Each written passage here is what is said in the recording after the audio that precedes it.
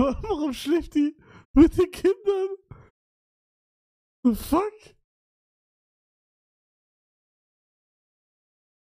War der Cock damals um 6 Uhr für die 30 Sekunden auch ungewaschen? Ja, aber halt Kondom.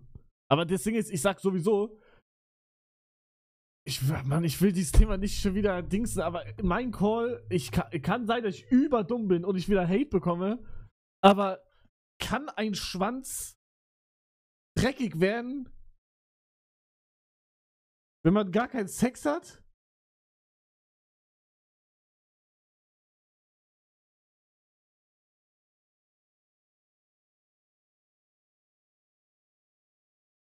Ja, war nur ein Joke.